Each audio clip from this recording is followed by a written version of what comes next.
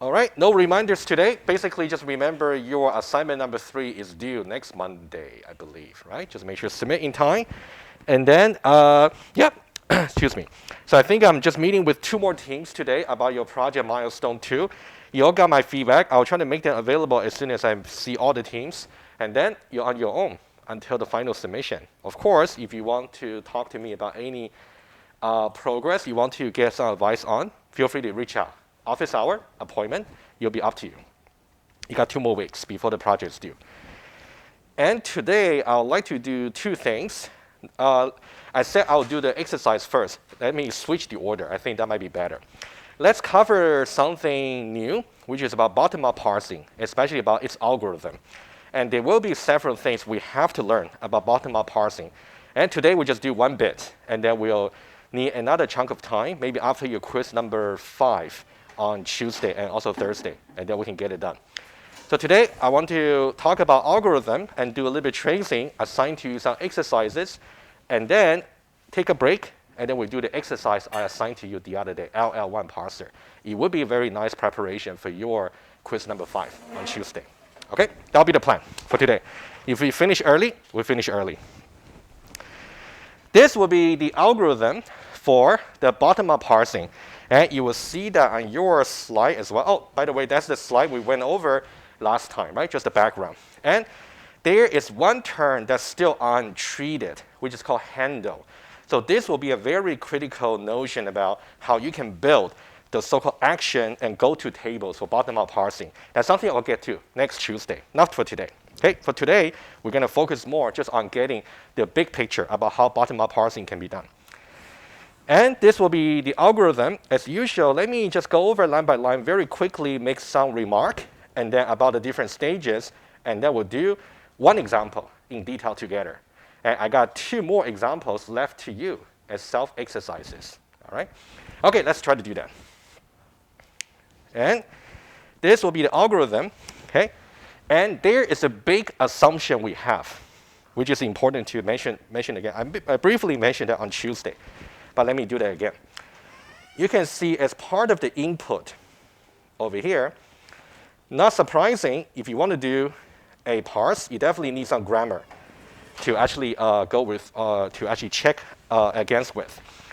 There are 2 tables over here I'll show to you right away, which we assume they exist. One is called action. The other one is called go-to. Right? These 2 tables actually serve different purposes, but they actually need to go together closely, which I'll show to you. Right? For now, we simply assume they exist. And the job for next week will be to see how we can build action and go-to tables ourselves. Right? So that'll be the plan. And let's take a quick look about the action and go-to table quickly. This will be 1 example for the action table. Okay? If you look at the action table, on this column here, we simply got different states, starting from 0 all the way to certain number. So here we got 0 until 11. We got 12 states. Okay? And then every time, if you want to look up the action table, you have to give a states. And then you have to give the current word that you're matching. And the word is really the same notion of word that we talk about for top-down parsing. Okay? And there are 3 kinds of actions that's actually possible. I'll point them out, and then we'll see how they can be traced. ACC, standing for accept, which is obvious. That means we want to accept the string that's being parsed. No syntax error. Okay? ACC. And you can see we got R and S. So these are the 2 other actions we want to watch out for. R over here stands for reduce, which I'll explain. And also S stands for shift. We either have to shift or reduce. Depends on where we are. And we also got another go-to table. The go-to table there, you will take some states, and then you give some variable over here, and then it tells you which state you should really go to. Right? So you can see we got action table, we got go-to table. So these are 2 tables which we assume they exist just for today. All right? And we'll see how to build them ourselves next week. And let's now take a look at the algorithm, just at a high level. I'll try to remark as much as I can, and then we'll try to trace one string together. And that string, even though it's that simple, that short, but it's already quite tedious, already require quite a bit of labor, but I think it's doable within 15 minutes or so. We'll definitely do that today. And I'll assign to you some exercise. This part over here is just about initialization. Nothing special, which we'll visualize later. This part over here is just to initialize. And you can see we also got another stack over here called trace, similar to the top-down parsing. That part is the same. However, there's a funny structure of this trace stack. Okay? Let's look at what we have over here. We are running a while loop and then while true. That means at some point inside the branch, either we succeed, in which case we return with a success, with the AST. Or we may just want to go on to the next iteration. Or we may just want to go on to the next iteration with some next word. Or we actually fail. Either we succeed or we fail eventually. So it's guaranteed to terminate. Of course, we don't need to prove about termination for this. We can just prove by on example. Okay? Either succeed or fail. The first one you can see is quite obvious. If the current action simply corresponds to accept, and if you remember, that's the accept that we talk about. For example, if the current state is 1 and the word is already in the file, in that way, we accept. Okay? That's a very simple case.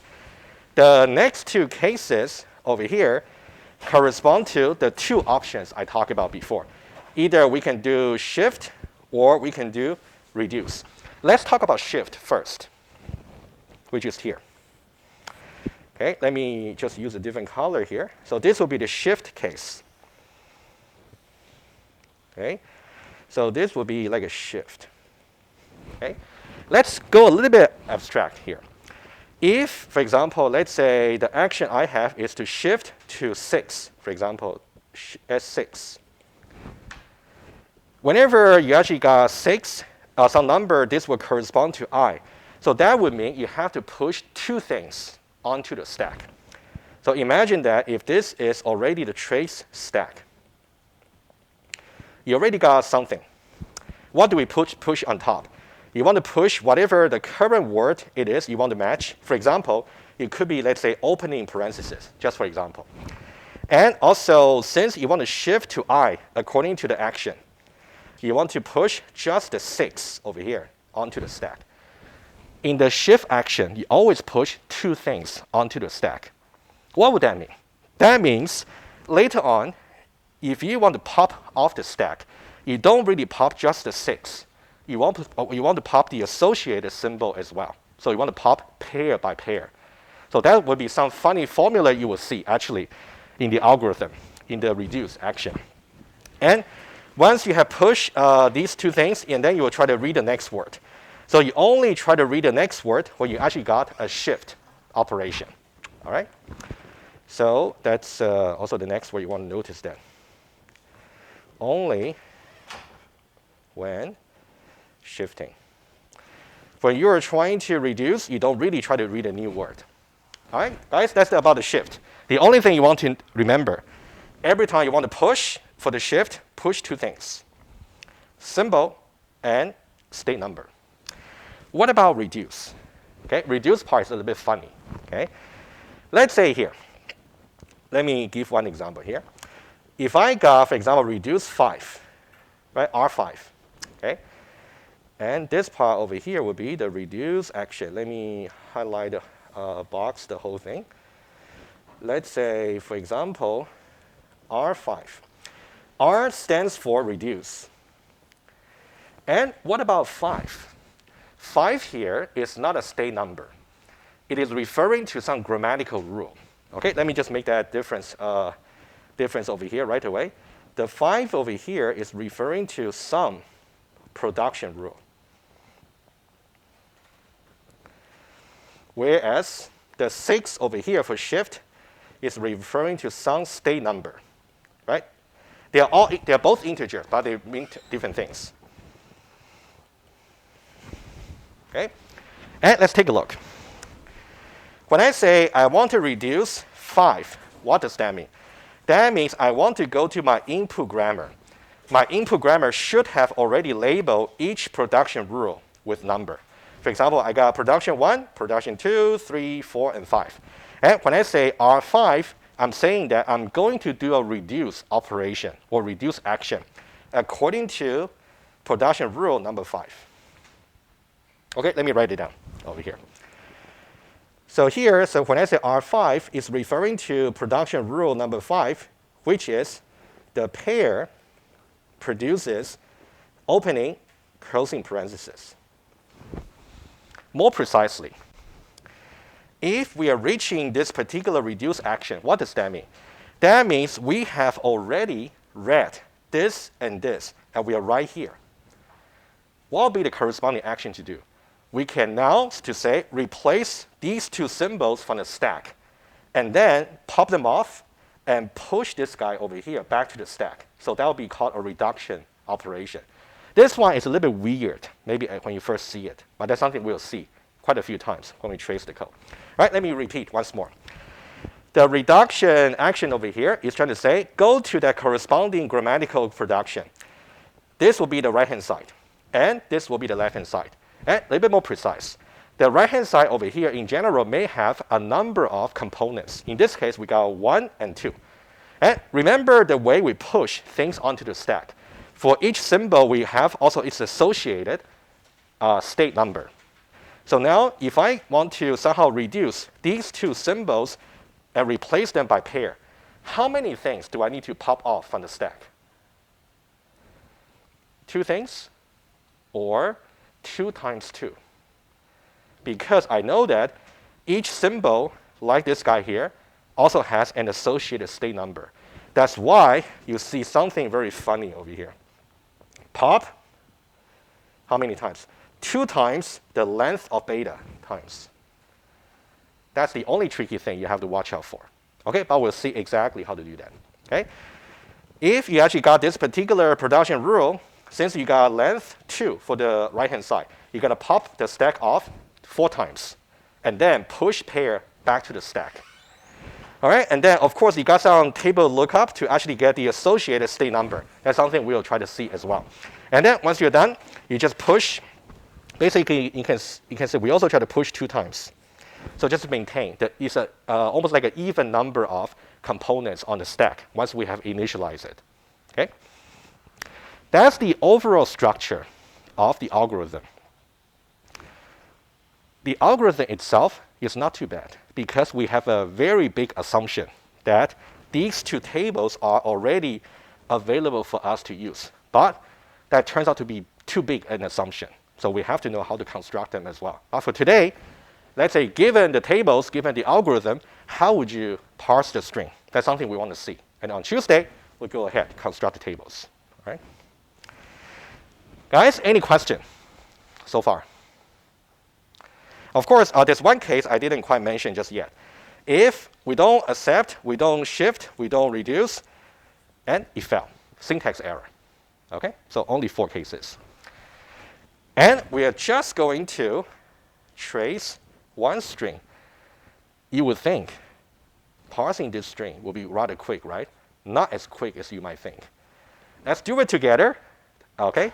It will take me, hopefully, within 10 to 15 minutes. Bear with me. I'll try to not make any mistake. I'll try to give you guys contribute as well. Only parse this one.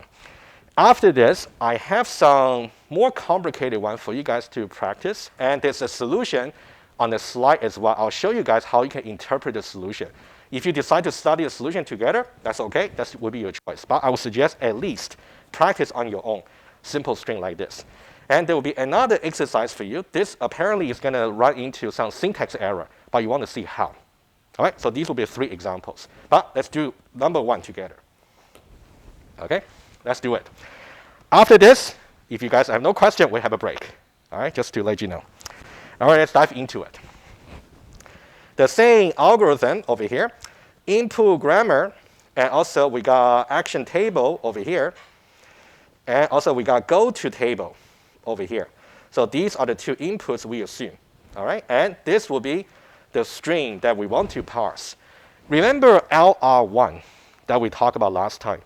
What does the first L stand for? Leftmost derivation?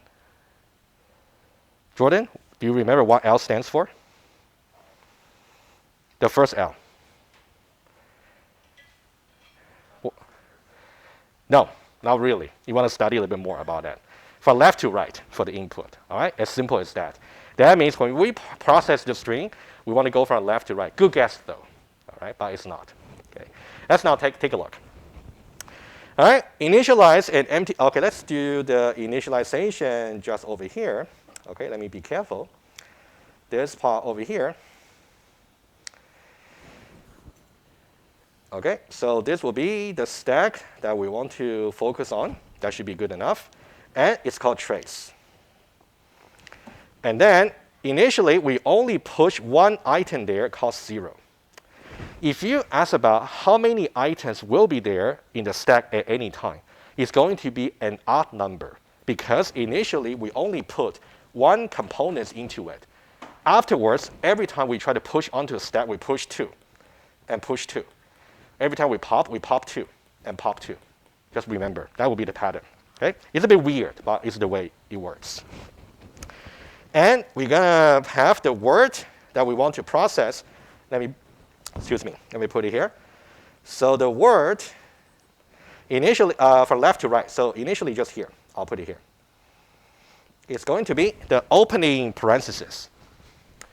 That'll be the initialization. That's it. And we're now going to dive into the loop. Okay? One by one. First iteration. We're going to, let me use a different color. How about green? Okay? Let's say we're going to get the states. And actually, we got another variable over here. Let me just put it. It's the states. For the very first iteration, the state will just be the top of the trace, which will be, oh, sorry, I forgot to push it. Beg your pardon, my bad. In the initialization, I should have pushed 0 here. Okay, just remember, I forgot. And then, now the states in the first iteration will be trace.top, which will be just 0. Okay, start with that. And what about the action? You have to do some table lookup. All right, go to the action table, which is over here. And you want to go for first dimension will be the states, which will be 0. And the second dimension will be the word, which is the close opening parenthesis. Okay, let's try. So you basically want to go for state 0 and then opening parenthesis. So you got shift 3. Are we good? Okay. So the action will be shift 3. That will be the first action. And we're now going to check the if, else, if, else, if, else. Which one should we go into? 1, 2, 3, 4. Which one? Swap, please. Absolutely, thank you. So we should go to number 3, shift. All right?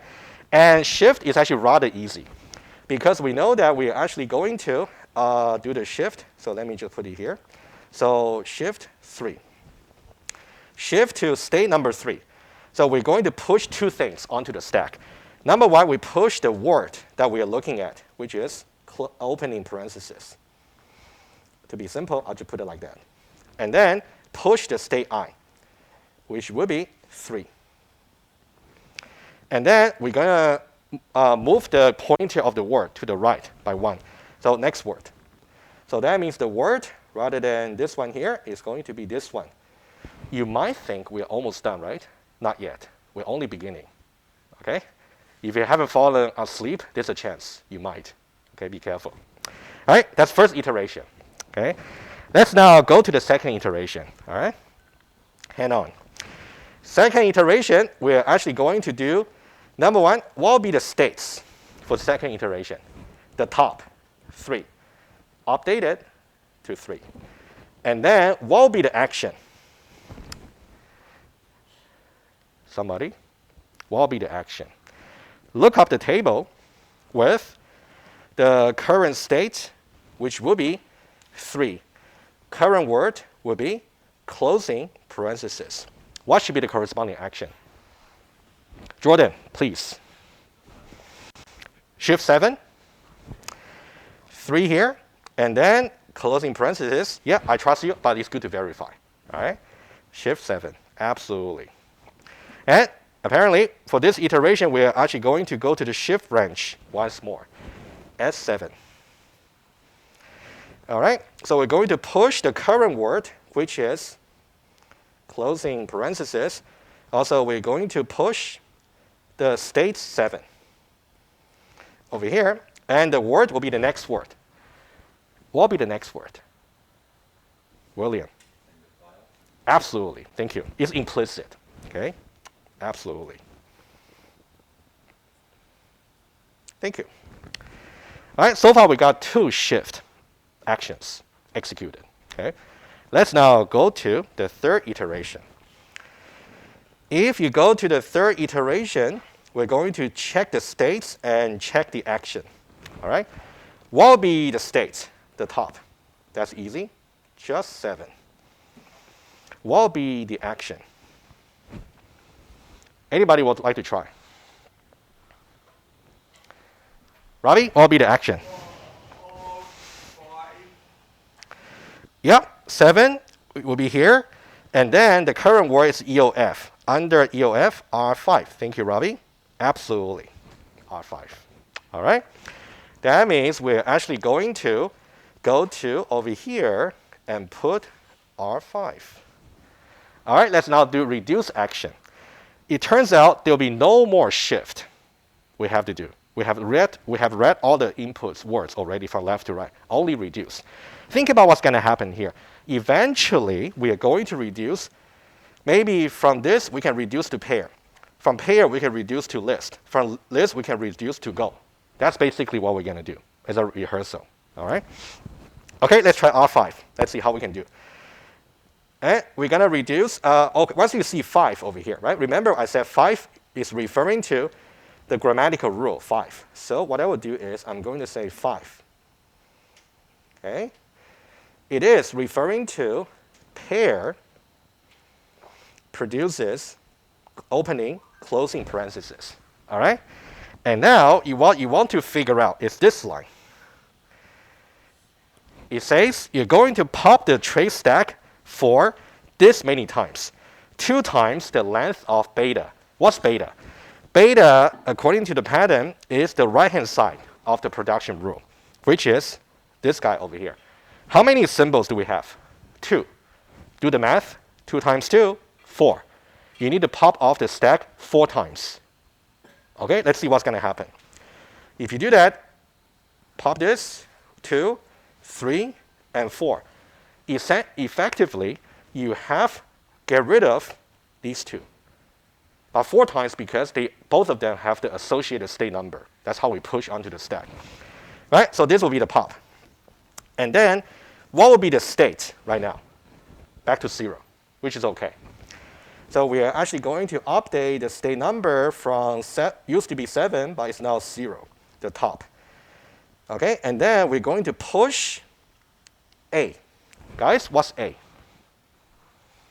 You cannot say A here. A is only symbolic, right? It's one of the parameters, like variables. What's A here in this case? Anybody? What's A? William. Absolutely. Because we look at, there are 2 symbols over here that can be reduced to pair. That's exactly rule number 5 tells us. All right? So what we do is push pair onto the top.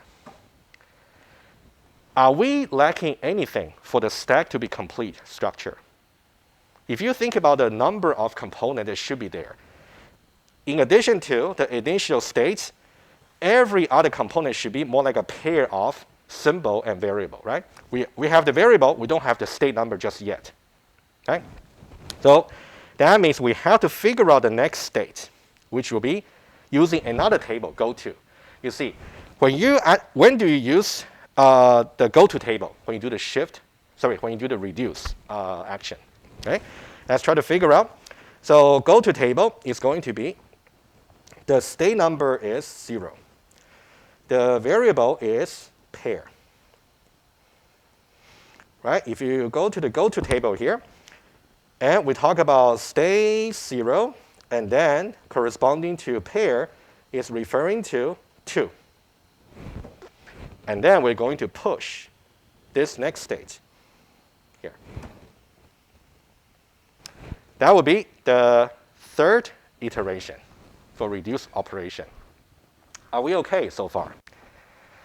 We have no more shift action to do. We only got reduce. And what we have just done was to do the first reduction. We have already shifted to the end of this closing parenthesis.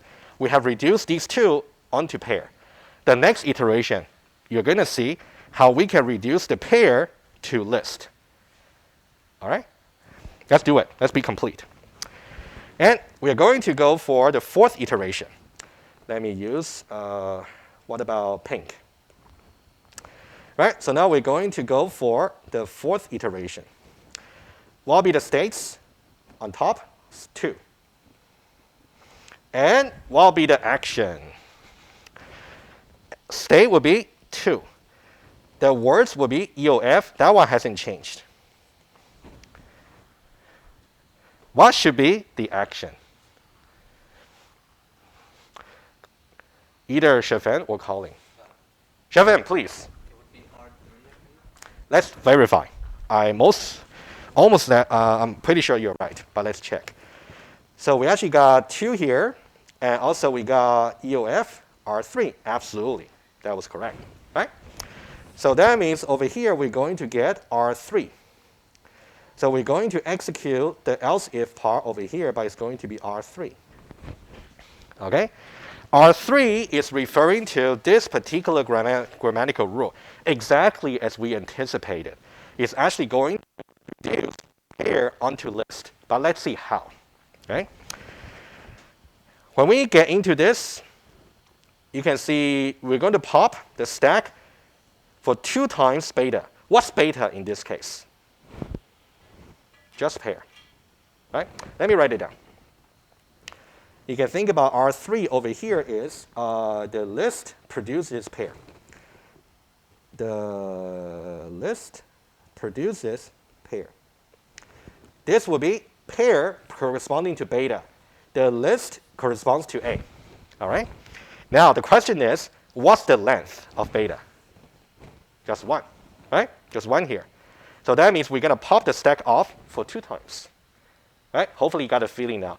Depending on how many components you have on the right-hand side, 2 times will be the corresponding times you got to do pop. Okay? All right, so we're going to pop off 2 times. So pop it off 2 times, so these 2. All right?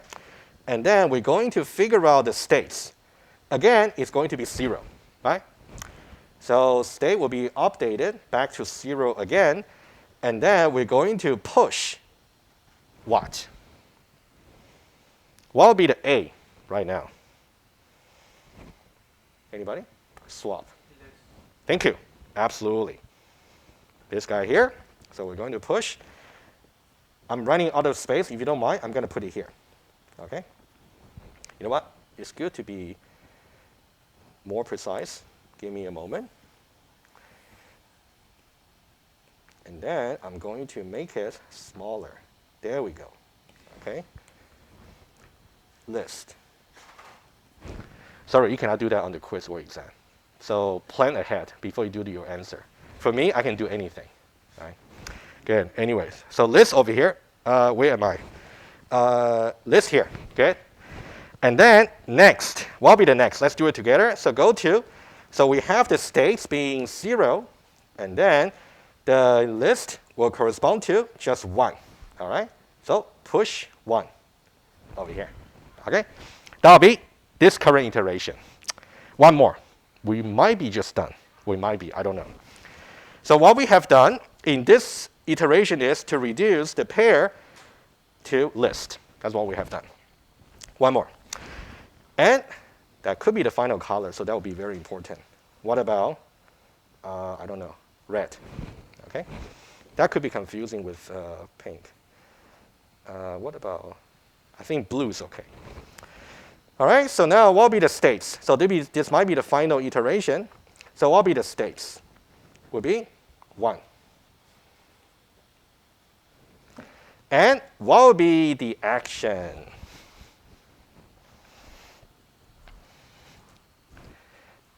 Anybody would like to do? This might be the final lookup you need to do. How about one of the girls over here? Anyone would like to tell us what's going to be? No? Okay. Huh? Accept? Good. I agree, but let's verify. Basically, the state is 1. You can see the state here is actually 1. And the symbol is still EOF. So 1 and EOF accept. That means we are just going to go for, oh, beg your pardon, we're just going to go for this part over here. And we succeed. That'll be the last part. Okay, and we are done. So what should you know? Okay, I'll summarize what you should know for this kind of tracing, and then I'll show you what you can see in the written form in the slides, and then we'll take a break. All right? Hopefully it's not too bad for this one. Of course, you should really know how to look up the action table and go to table. That's for sure. Whenever you see some number for the shift and some number for the reduce, know what they mean. They mean different things. And then, in terms of the stack, also be prepared to actually ask about its contents in the quiz or the exam. Okay? And of course, when you trace, want to be careful. There will be another concept which is called handle. And that one there, I can use the stack to actually elaborate, but I'll do that on Tuesday. Okay? There's another concept called handle. And that's something that can be related to the stack. I'll do that on Tuesday. And I'll show you one more thing. Okay? And this one here will be your exercise. This one here is also your exercise. Okay? How can you check the answer? If you now look at the slides, okay? The one we just did was this. Exactly what we did. All right? So you can see here the state, the word, the stack. Of course, this will be the bottom of the stack. This will be the top. And also, I will leave the handle part to be explained on Tuesday, as I said, but this will be the action part, right? Exactly what we did. And you know how complicated it would be for this guy here, okay? Like that. Should you actually try to trace by yourself? I would do it, but if you really think you can just maybe by going over the solution, make sure that makes sense to you, assume you can do it, that's fine too. I'll leave that to you. But at least go over the table, make sure you know what it is doing. And I'll definitely give you the more insight about handle on Tuesday. And then there'll be the next one. Oh, this one is rather easy. I'm pretty sure you can do it, right? This will just fail. You got the syntax, got the error. All right, that's good. Do you guys have any question about the parsing algorithm for bottom-up parsing? We're good? Awesome. Why don't we take a break? Okay, and then we will take attendance first, maybe. Okay, bear with me. I'll set it up, and then we'll take a break, and then we'll go to that exercise.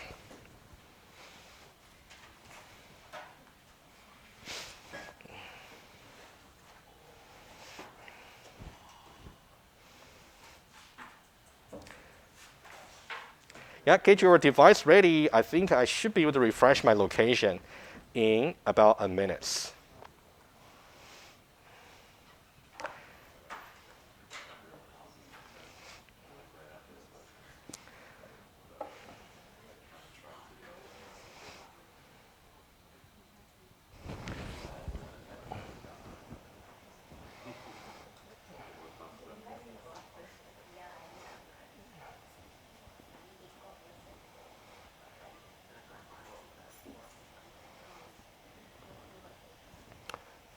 Okay, settings, attendance,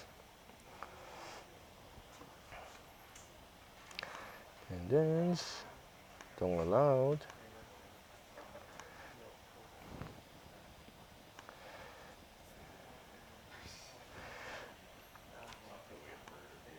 All right, if you have your device ready, you can now start checking in. Yeah, go ahead.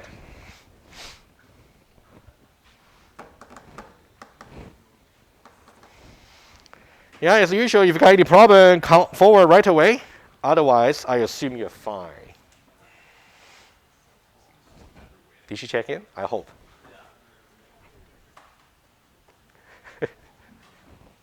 All right, everybody's okay? All right. Oh, really? Are you fine? Are you having trouble? Okay, I can wait a bit. Good. All right. All right, guys, can I close it? Okay, Jordan is having some problem. Okay, just come forward. That's fine. Come forward if it doesn't work. You got it? Okay, take some time. Everybody's fine, right? Okay, I'm going to stop it. Guys, take a 5 minutes break. We'll come back 3:15. All right? Don't go too far. 3:15.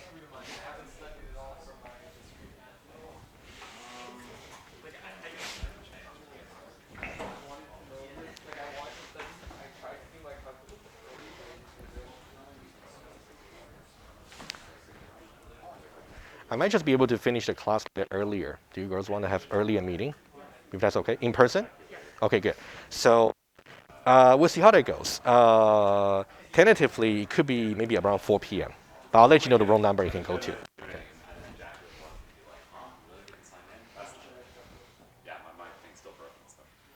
Oh, you want to do the sheets, maybe? Yeah, sure. Oh, yeah, go ahead. Yeah. Actually, I thought it worked. I thought it worked.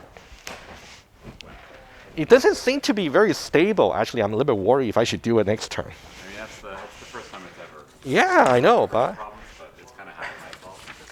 I just had the internet turned off on my phone. Yeah, no. So if you have a pen, yeah. If you don't mind, do me a favor. Could you please write Thursday, November 24th? Yeah.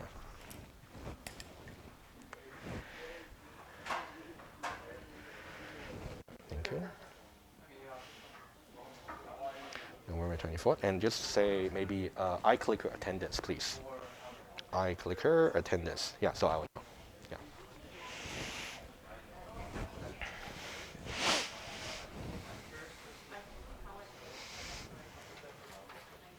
Thank you. Awesome. Oh, just put your signature. Yeah. Good.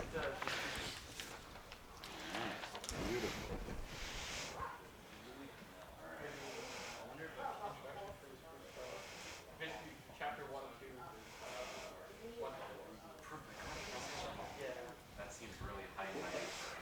Basically, logic.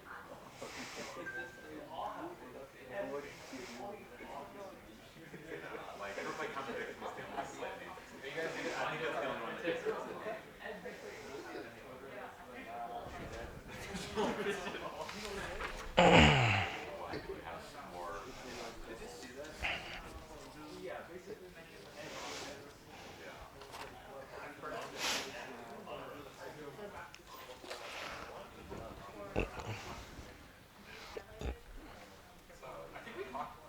Probably if you wanted.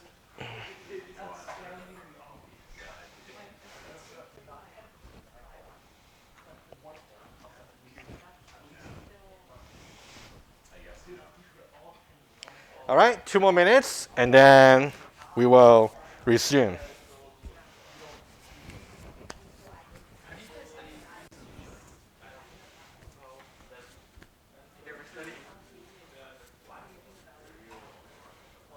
Okay, so how would you do it? Don't depend on your computer. Okay, how would you study right now? It's like The only way to study math is the only way to study math is to do other questions. content. I know the content, but I'm not like super good at them. I didn't practice them. You have to practice. In the test. Okay, that's why you should do it.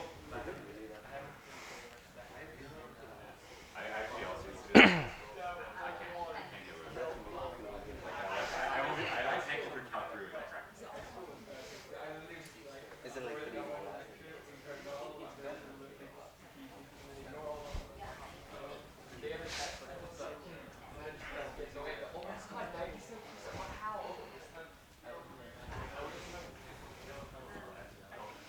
All right, 1 minute.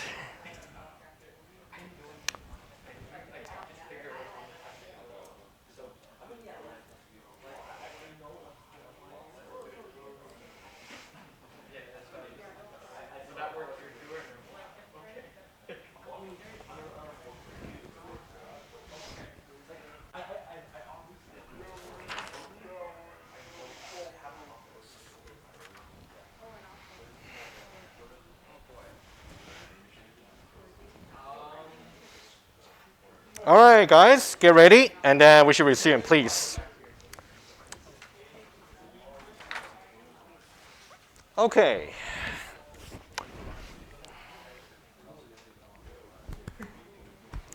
All right.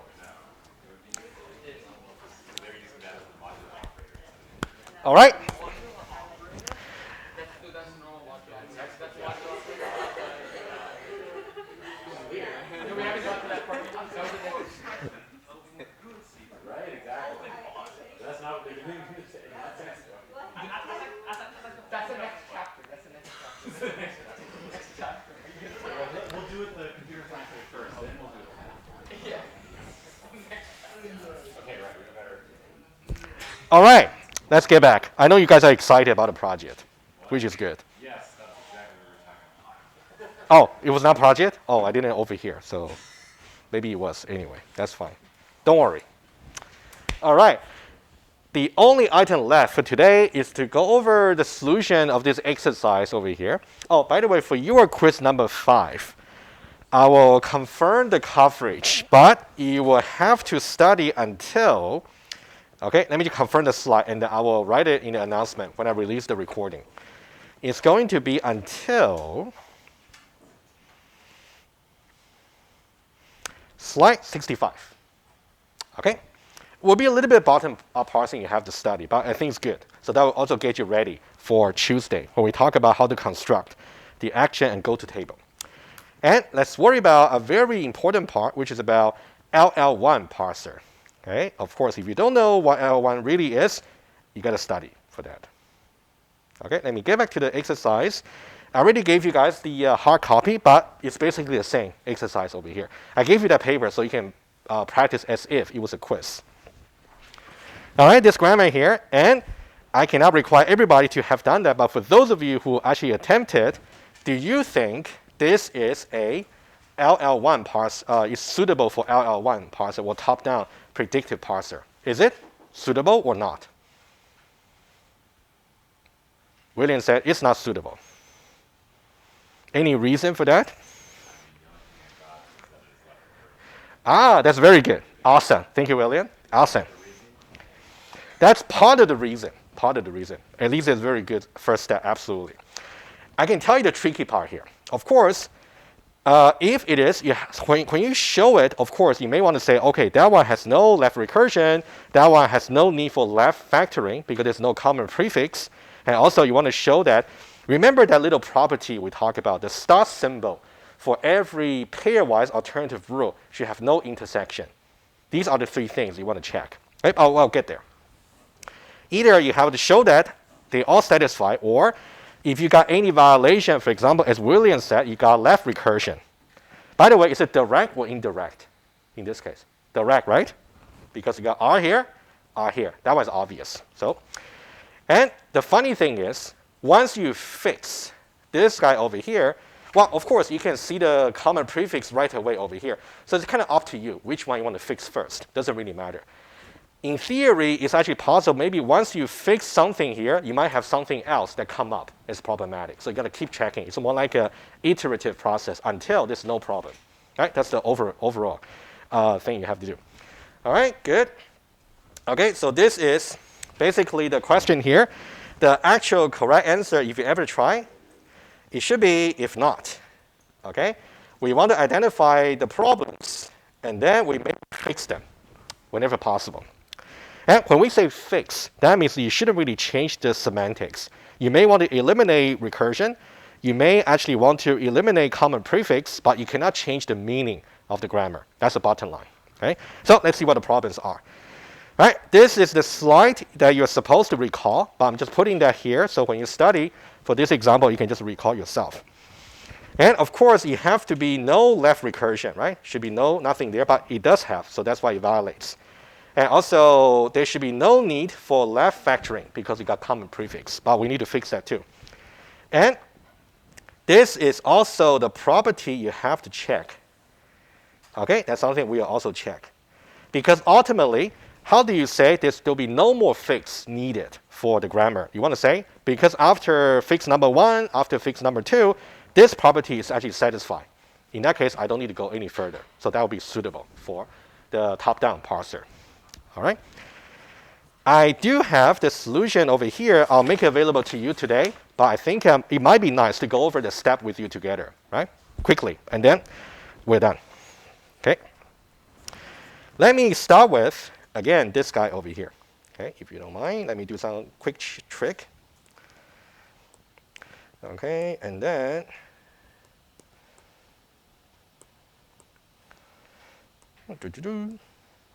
just get a grammar. Done. Okay, that's the input grammar. Okay. And as we said, that one has left recursion. Direct. Left recursion. Okay, and how do we fix this? Do you guys remember where you should really look into? Do you remember? Okay, let me give you a little bit hints quickly. Okay, if I go back to the slides, I believe in one of the topics is about eliminating. I'll show you what you should look at, and I'll give you the answer so we can save some time. If you actually go back to, sorry, that's too far. Before we talk about the first, here. Right? If you remember this algorithm about removing the left recursion, this part over here, the green one, is about removing indirect left recursion. What we need is the red part over here, the pattern. Okay? Just remember. And how do we do it? Okay?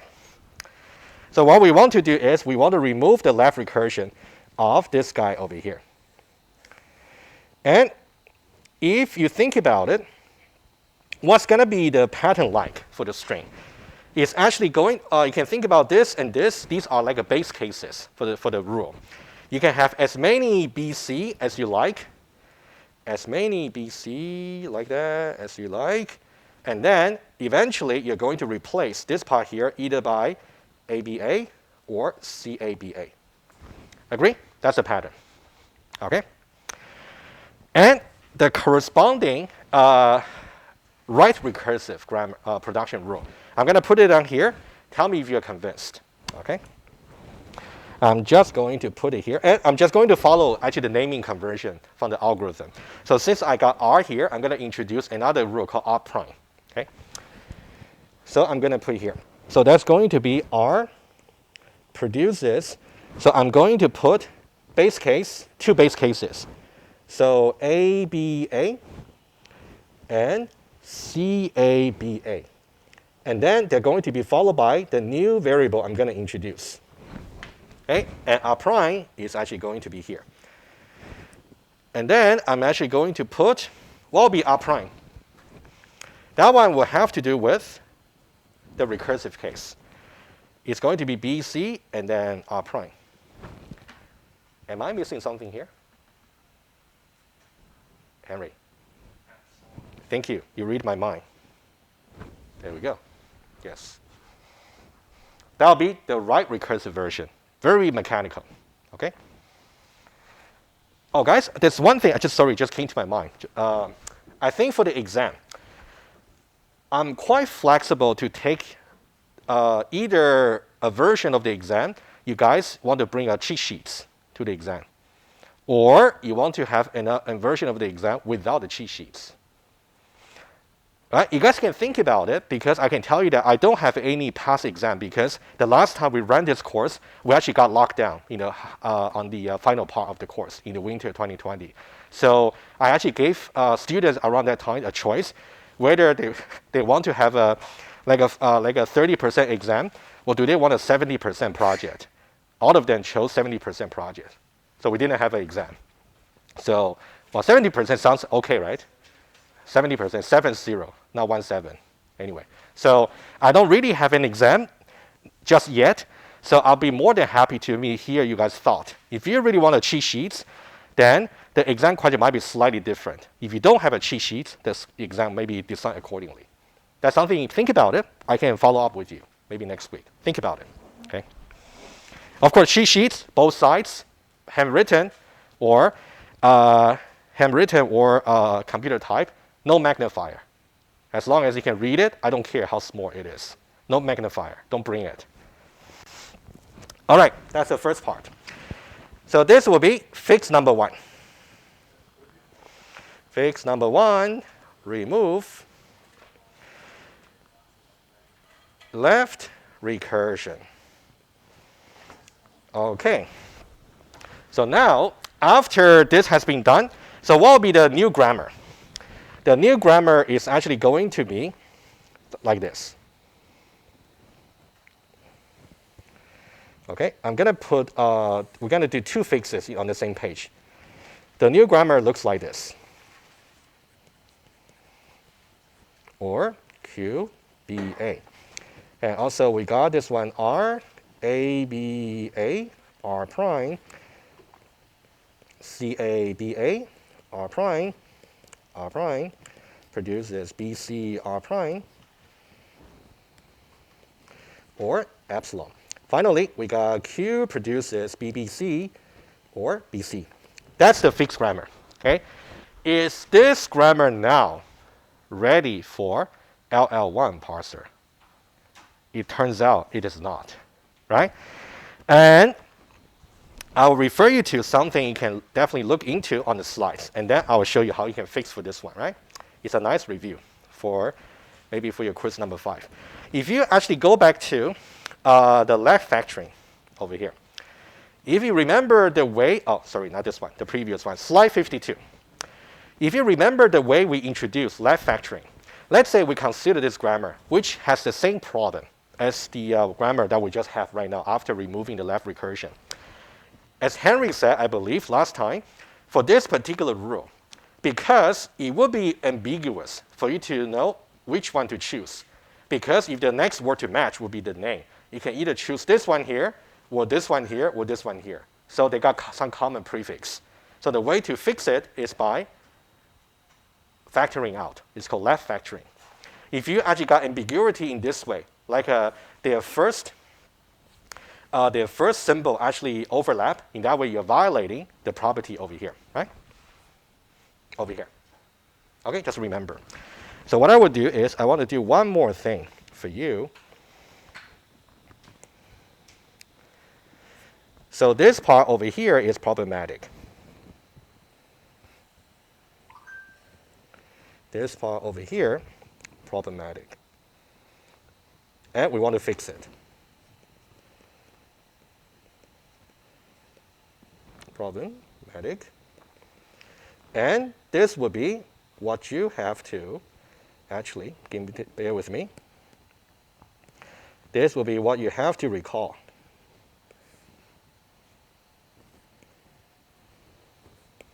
There we go.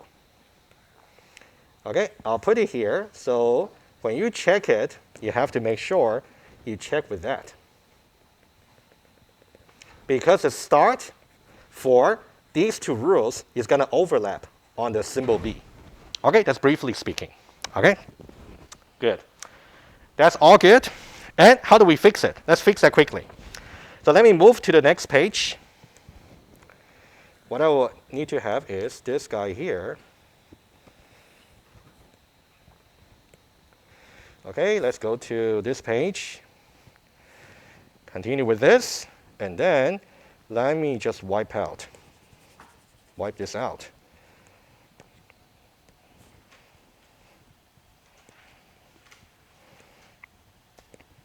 The idea would be very simple. You will just have to make sure you find out the common prefix, which is this part, and factor that out into a new variable right-hand side, basically. Okay, I'm going to write it down for you. And of course, make sure you go over other example too. This one here, we're going to do left factoring.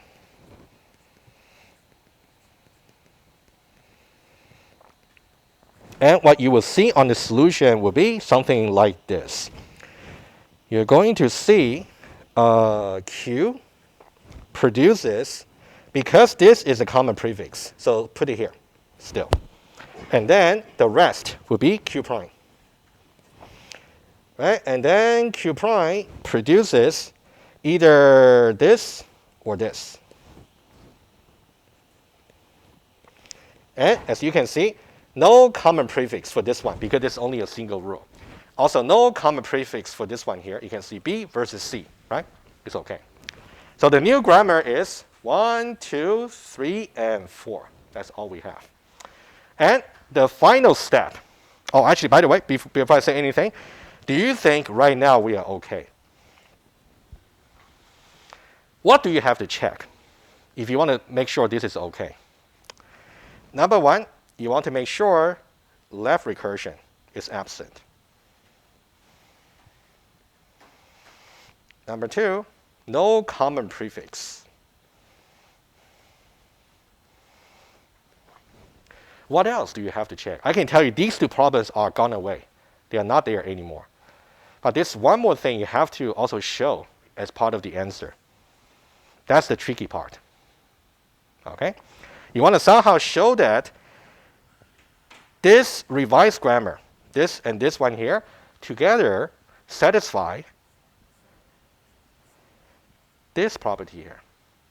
How do you show? There are different ways to actually show. I found maybe the most convenient way also for you to write down is to use a table. I'm going to structure the table on the page, give you some idea. I'll fill out some entries together with you, and then you will work out the solution. Okay? This will be the final step. Let me just try to copy this guy here. That will be number 3. All right? So these are the 3 things you want to check. All right? Let's now take a look.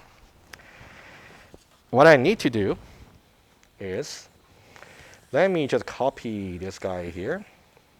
I'll just open a final page. And then, what's the grammar we have?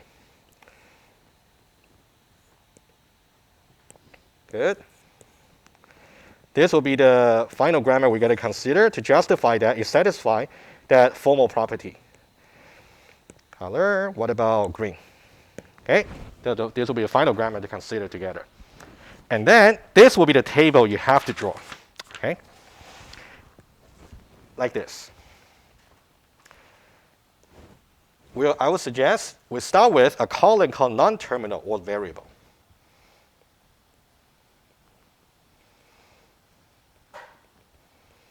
Okay, that'll be the first column.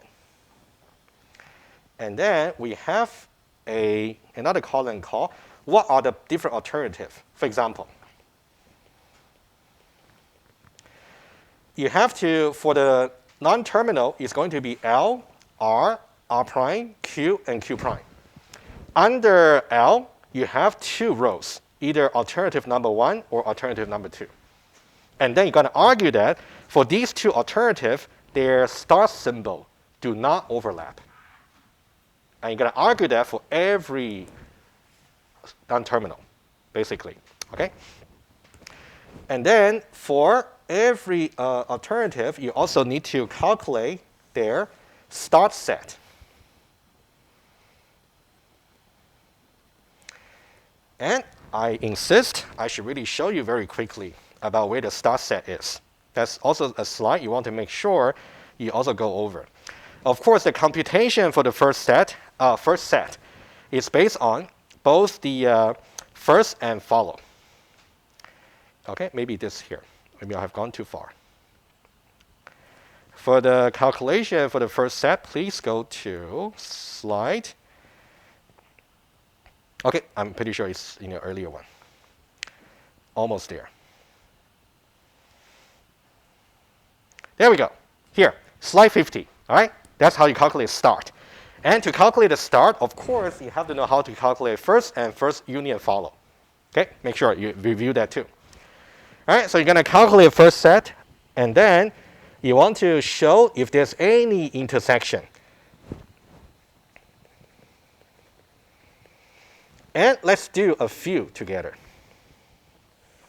And then I'll leave the rest to you. Okay? How about we start with something very simple? Of course, the order in which you actually list the non-terminal is completely up to you. Okay? Why don't I start with this one? Why? Because this one is actually rather simple. It has only terminals over here. Right? Why don't we do that? Okay, and you'll see the idea. Let's say non-terminal I'm trying to compare will be Q prime. And it has 2 alternatives. Either it has the BC or it has the C. Now, what would be the start set for this alternative? And what will be the star set for this particular alternative? Anyone? Well, I would say this case are simple, right? Because you kind of run into the wall right away, just a terminal. So that terminal should be just the first. There's no need to consider follow, right? That's a simple case. All right, so here you got B here, a set. Here you got C here. What's the intersection? Empty. All right? So far, so good. Okay, of course, you don't need to be that fancy when you draw this table, but just want to make sure you're fine. That's the first non-terminal. Let's do at least another one. Okay? What about, actually Q is actually rather simple. Okay? What about R? Let me see, R prime. How about we do R? Okay, R is also very simple. How about do R? Okay, let's do R. We have 1 and 2 alternatives. A, B, A, R prime, also C, A, B, A, R prime. All right, so that's what we are considering over here, R. Okay, and then this one is also can be done very straightforwardly, right? What will be the star set for this alternative? Suka. You know what? Just A. Because once you hit A, you cannot see B anymore, right? Once you see the terminal, it's done. Okay, just remember, not ABA. I'm glad you actually said that. And what about this one? Nicholas? You want to? Absolutely. Thank you. Empty, right? Good. And guys, I think it would be worthwhile for you to work out the rest. I'll put it here, and I'm going to make the solution available on web on the e-class today, maybe a little bit later. So definitely do that, and then you can check. What's really remaining? We still got L, we still got R prime, and also we got Q, right? So this will be a very systematic way to make sure you can argue that your grammar actually satisfy this particular property. And one thing, I'm not sure if I gave you that impression. If that's the case, it's definitely not the case. This is telling you you're not really trying to compare production rule across the variable. For example, you wouldn't really compare, let's say, this rule and this rule. Why? Because the idea about calculating the star set is to say when you actually got this one to get reduced into, you want to consider either this or this. If their star set do not really overlap, then you have no trouble. So comparing, let's say, alternative from different variables doesn't really make sense, right? You wouldn't try to reduce the same different variables at the same time. Okay? Just clarify, just in case. All right, so I think that this will be a very nice exercise to review what we have done, but make sure you also study other parts too. They could also be on the quiz. And also, it's worthwhile to go over your exam too. I mean, to study your exam. Any question about this? Robbie?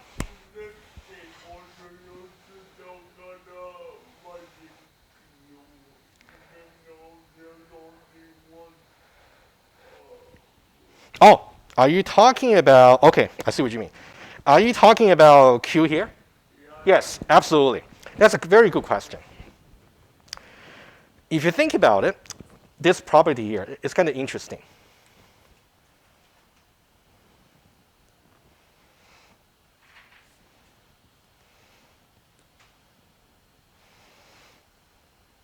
You know what? Let me put it here. So guys, Robbie asked a very good question. The question goes like this. What about this non-terminal, which has only one alternative? How do we argue that this actually satisfies that?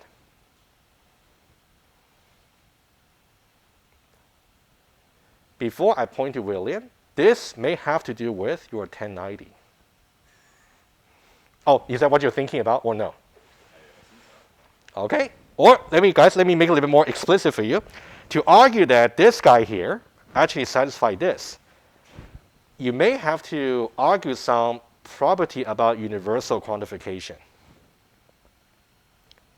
When, okay, brilliant, go ahead.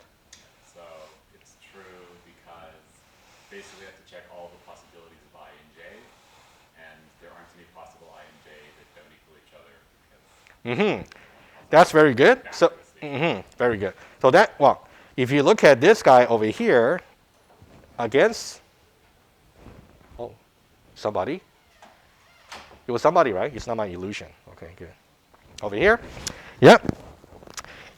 How do you check? So there is no such I and j that are not equal to each other. So that means this range over here is simply just false. When you have a false range for universal quantification, that's to say, well, let's say you have an empty set. You say every element in the empty set is larger than 0. It will be true because you cannot find any witness which will violate that property. Agree? So, true, trivially.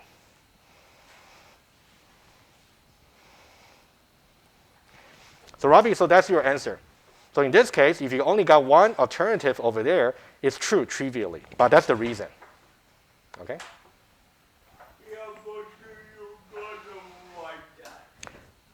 For this one here, you don't, I think, yeah, this one is a bit tricky. So I think you can still write it. You can still write the alternative over there to say for Q, it only has one alternative. There's no intersection. In some ways, like an empty set.